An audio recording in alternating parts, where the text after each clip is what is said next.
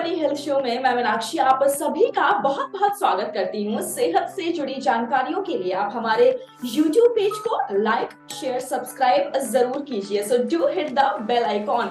Well, आज मेरे साथ है डॉक्टर नितिन जैन जो कि डर्मेटोलॉजिस्ट हैं। 17 साल का इनको एक्सपीरियंस है और अभी ये प्रैक्टिस कर रहे हैं Asia Institute of Hair Transplant में।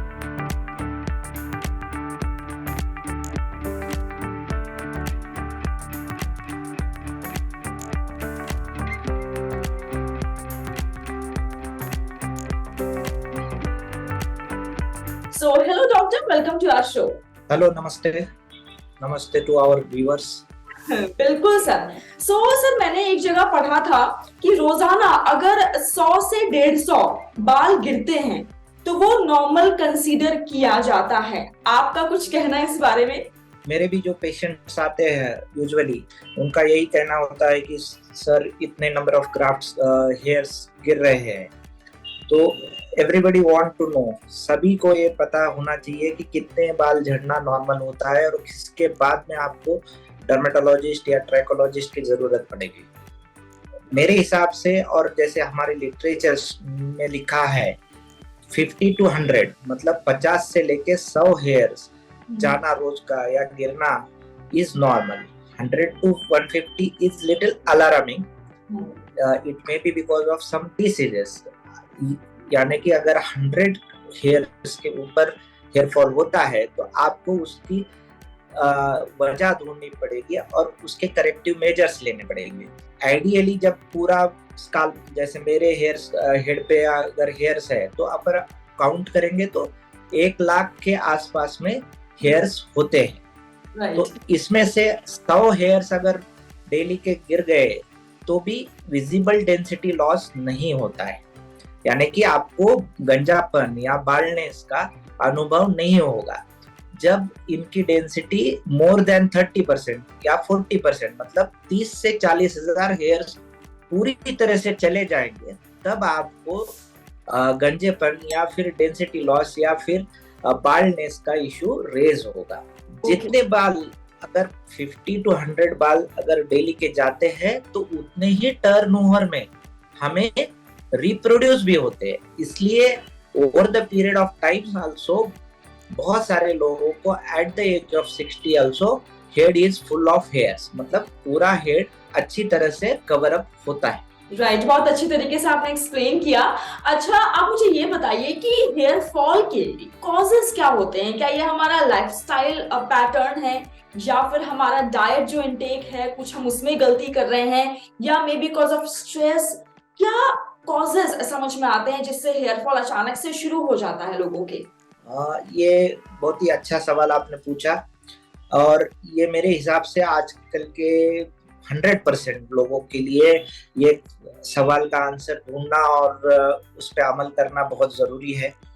देखिए, 2 टाइप के हेयर फॉल होते हैं। एक होता है पिलोजेनिफिलियम, जिसमें न्यूट्रिशनल और एक्सटर्नल फैक्टर्स जो बाहरी रीजंस कारण है वो ज्यादा प्ले करते हैं, और दूसरा होता है एंड्रोजेनेटिक एलोपेशिया। एंड्रोजेनेटिक एलोपेशिया मतलब male pattern baldness, female pattern baldness. ये जो एंड्रो मतलब हार्मोन और जेनेटिक मतलब फैमिलियल जेनेटिक बैकग्राउंड की वजह से होने वाला हेयर फॉल और बाल्डनेस का प्रॉब्लम है। एंड्रोजेनेटिक प्रॉब्लम जो रहता है, एंड्रोजेनेटिक एलोपेशिया बोलते हैं हमारे इसमें, मेल पैटर्न या फीमेल पैटर्न बाल्डनेस, ये जो रहता है ये खानदानी चला आता है। यानी कि आपके पापा, मामा, चाचा, नाना, ताऊ या फिर दादाजी, इनको किसी को हेयर फॉल हुआ होगा तो आपको भी वो हेयर फॉल और बाल्डनेस, गंजापन का अनुभव होगा। ये अंदरूनी है, इसलिए हम इसके बारे में बहुत ज्यादा चेंज नहीं कर पाएंगे। Over the period of 20 years, 30 years, you will may land up into the गंजापन और बाल्डनेस। ये हम पोस्टपोन कर सकते हैं। कुछ विटामिन और कुछ ट्रीटमेंट्स रहते हैं जिनके चलते हुए you will not face the गंजापन और बाल्डनेस इमीडिएटली। सो ये टाइप हो गया एंड्रोजेनेटिक एलोपेशिया। अभी दूसरा हो गया है टेलोजेनिफिलियम। टेलोजेनिफिलियम मतलब जिस टाइप के हेयर फॉल में एक्सटर्नल फैक्टर्स ज्यादा काम करते हैं, जैसे कि न्यूट्रिशनल डिफिशियंसी। अगर हम आज 100 लोगों का या 1000 लोगों का ब्लड टेस्ट करते हैं, फेरेटिन मतलब आयरन का कंटेंट ब्लड में, दूसरा जिंक का कंटेंट, तीसरा B12 का कंटेंट, विटामिन D3 का कंटेंट, तो मेरे हिसाब से और लिटरेचर साइंस के हिसाब से around 45 to 50% of the people has deficiency. इनको कुछ ना कुछ कमियां निकलेगी, 4 में से 1 या 2 या चारों भी पैरामीटर्स बहुत सारे कम निकलेंगे। अभी जैसे कि पहले समझा जाता था कि B12 विटामिन B12 की कमी सिर्फ शाकाहारी लोगों में होती है और मांसाहारी लोग या फिर नॉन वेजिटेरियन लोगों में इसकी कमतरता नहीं होती है, लेकिन अब आजकल के रिसर्च में ये पाया गया है कि एब्सॉर्प्शन मतलब जब हम नॉनवेज लेते हैं तो भी एब्सॉर्ब होने का कंटेंट का B12 का कंटेंट ये बहुत कम मात्रा में होता है, इसलिए B12 की कमी मांसाहारी लोगों में भी पाई जाती है। तो ये हर एक सेल डिवाइड होने के लिए लगने वाले 4 घटक, और इसकी कमी से कहीं ना कहीं तो अपने को हेयर फॉल, गंजापन या हेयर की कुछ ना कुछ रूखापन, ड्राइनेस, फ्रीजी हेयर्स, ऐसे कुछ ना कुछ अपने को कारण मिलते हैं। तो ये हो गया एक न्यूट्रिशनल कॉज। दूसरा हो गया सीबोरिक डर्मेटाइटिस, यानी कि डैंड्रफ, अपन उसको मोटा मोटी डैंड्रफ कह सकते हैं, जिसकी वजह से भी हेयर फॉल काफी होता है। तीसरा हो गया लाइफस्टाइल। अगर आप रात में बहुत लेट तक जग रहे हो, देन स्लीप डिप्रिवेशन है, यानी कि आपका सोना 6 घंटे से कम है। 6 घंटे, आइडियल सोना 8 घंटे होना चाहिए। इसकी वजह से भी हेयर फॉल काफी बढ़ता है। ऊपर से आपका वर्किंग स्टाइल अगर नाइट डे शिफ्ट है, it is not according to your body shift, मतलब यानी कि हम 20 साल के होने तक अपनी जो बॉडी जैसे घड़न हुई है कि हम सुबह 8 बजे उठते हैं, रात में 12 बजे सोते हैं, ऐसा कुछ एक पैटर्न आपका बना हुआ है। अभी आपने सडनली आपके जॉब ज्वाइनिंग के बाद में चेंज ओवर होगा, यूएस शिफ्ट हो गया, आपका ऑस्ट्रेलियन शिफ्ट हो गया, इसकी वजह से आप दोपहर में 3 बजे से रात में 3 बजे तक काम करते हो, तो ये आपके बॉडी के लिए कुछ नया है। बॉडी इसको एडजस्ट करने की कोशिश करती है, और ये एडजस्ट करने की कोशिश में जो टॉक्सिक सब्सटेंसेस निकलेंगे, जो डैमेजिव सब्सटेंसेस निकलेंगे, सुपर ऑक्साइड डिस्म्यूटेज निकलेगा बॉडी में, जो घातक पदार्थ निकलेंगे, ये हेयर, स्किन और हेयर नेल या फिर हाथ पैरों पे फेंके जाएंगे, जबकि central axis, heart, brain, liver, kidney, pancreas वगैरह सेफ रखने की कोशिश की जाएगी। तो उसका डैमेज सर्टेनली हेयर्स पे ज्यादा होगा, नेल्स पे ज्यादा होगा। किसी के हाथ की स्किन उधड़ी जाएगी, किसी को बाल तोड़ होगा, किसी को रुखापन आएगा, और बहुत सारे लोगों को हेयर फॉल होगा। लास्ट का मेन कारण है आजकल के डिसीजेस। इसमें सबसे ज्यादा बड़ा कारण हुआ है कोरोना। कोरोना के बाद में टिलोजेनेफ्लियम ये बहुत बढ़ गया कि ऑलमोस्ट 60% ऑफ द पीपल जिनको कोरोना का अनुभूति हुआ है, मे बी वो कोरोना माइल्ड था, घर पे ही ट्रीट करके विदाउट एनी मेडिसिन उसका इलाज हो गया और ये हो गया। लेकिन इन सभी 100 लोगों को अगर कोरोना हुआ है तो उसमें से 65 लोगों को टिलोजेनेफ्लियम का अनुभूति हुआ है। यही same phenomenon dengue, typhoid, hepatitis, malaria, chikungunya, इन सभी बीमारियों में हमें टिलोजेनेफ्लियम पाया जाता है। अच्छा डॉक्टर, कई बार मैंने ये भी देखा है कि लोग ऐसा कहते हैं अगर उनके रहने की जगह चेंज होती है या उनका अगर पानी चेंज होता है तो अचानक से ऐसा होता है हेयर फॉल ज्यादा शुरू हो गए।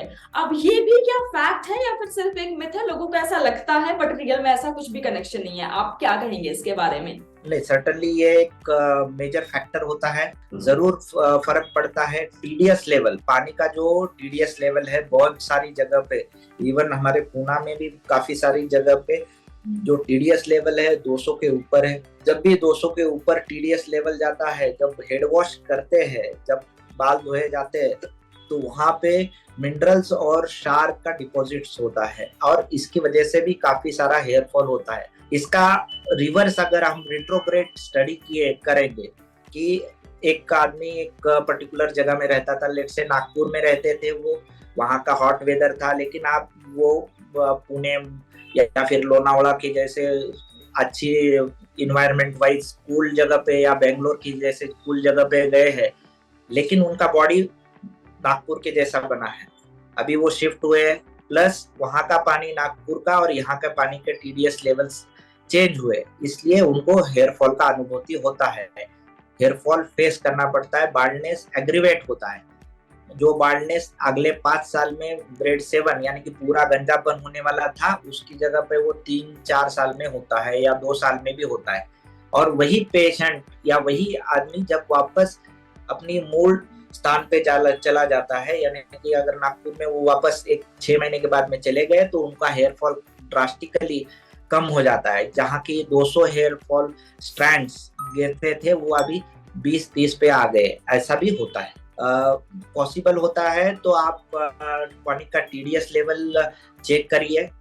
अगर पानी का टीडीएस 100 के ऊपर है तो हेयर वॉश के लिए आरओ फिल्टर वाटर या फिर आप बिस्लरी वाटर या फिर एटलीस्ट जो आपका बाल्टी है उसमें एलम तुरटी जो रहता है एलम फिरा के उसको सेटल होने दीजिए, और जब थोड़ा सा शार्प प्रेसिपिटेट होके अगर ये होते हैं तो ऊपर का पानी लेके आप बाल धो सकते हैं। बिल्कुल। एंड सर एक सवाल मैं और आपसे पूछना चाहूंगी, कई बार लोग हेयर कलर करा लेते हैं या डाई करा लेते हैं, आपको लगता है क्या उससे भी बाल खराब होने के चांसेस बढ़ जाते हैं? आपको मेरे बाल कैसे लगते हैं अभी के लिए? आई थिंक तो मैं भी डाई कराता हूँ। मेरे पापा के हेयर्स मैंने कभी ब्लैक देखे नहीं, मतलब उनके अर्ली 30s में हेयर व्हाइट हो गए थे, ग्रे हो गए थे, और वही आनुवंशिक पैटर्न, वही फैमिलियल पैटर्न मुझ में भी आया है, तो मेरे भी थोड़े थोड़े बाल व्हाइट या ग्रे हुए हैं। And I am using the dye almost more than 10 years now. So मैं ये कहना चाहता हूँ कि हेयर डाई करना हानिकारक नहीं होता है। हेयर डाई के साथ में कुछ मिथ्स एंड कुछ फैक्ट्स है। तो पहला मिथ ये है कि अगर हेयर डाई करने चालू करेंगे तो और हेयर्स ग्रे हो जाएंगे या व्हाइट हो जाएंगे, ये गलत है। हेयर रूट जो रहता है वो स्किन के अंदर 4-5 मिलीमीटर अंदर रहता है, और वहां पे कलर प्रोडक्शन का, मेलानिन प्रोडक्शन का काम चलता है। तो उसको अल्टर करना या चेंज करना या उसमें बदलाव लाना, ऊपर से अपन जो कोटिंग कर रहे हैं इस हेयर की कलर से, वो पॉसिबल नहीं है। सो अगर आप हेयर कलर करोगे तो आगे चल के और बाल सफेद होंगे, ये गलत है। दूसरा, हेयर कलर की वजह से आपका हेयर फॉल बढ़ गया है, ये भी पॉसिबल नहीं है, क्योंकि अपन ने जैसे पहले भी देखे कि reasons for hair fall androgenetic alopecia है, टिलोजेनिफ्लियम है, न्यूट्रिशनल कॉज है, कुछ बीमारियां है, कुछ विटामिन डिफिशियंसीज है, तो इसमें ये नहीं आता है। और आपको ये जानना जरूरी है कि हेयर कलर क्या है। ये जो बाल है, यानी कि ये अगर बाल है तो इसको हम एक कोटिंग कर रहे हैं, ये कलर दे रहे हैं, ये अंदर शरीर के अंदर जाके कुछ नहीं करने वाला है, तो इसकी वजह से हेयर फॉल नहीं बढ़ता है। ओके। तीसरा, अगर कुछ कर सकता है हेयर डाई की वजह से कुछ प्रॉब्लम्स आ सकते हैं, तो 2 प्रॉब्लम्स आ सकते हैं। एक रहता है कि अगर आप स्ट्रॉन्ग डाई यूज कर रहे हो, हेयर डाई जो यूज कर रहे हो वो थोड़ा स्ट्रॉन्ग है, तो उसकी वजह से आपका हेयर ड्राई हो सकता है, लस्टरलेस हो सकता है, उसमें से थोड़ी जान चली गई है ऐसा फील दे सकता है, विच कैन बी कवर्ड और रिकवर्ड बाय द ऑयलिंग। सादा अपन ऑयल लगा के भी उसको रिकवर कर सकते हैं, या फिर कंडीशनर अच्छे से यूज करके हम उसको रिकवर कर सकते हैं।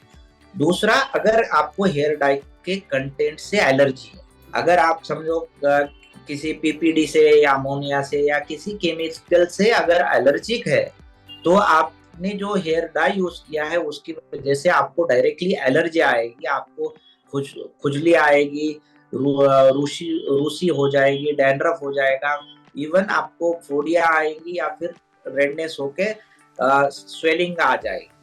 तो हेयर डाई की वजह से डायरेक्ट एलर्जी हो सकती है। उसके लिए आप एलर्जी टेस्ट कर सकते हो, थोड़ा सा हेयर डाई लेके कान के पीछे लगा के देख सकते हो, और दूसरे दिन तक अगर एलर्जी नहीं आई तो आप हेयर डाई यूज कर सकते हैं।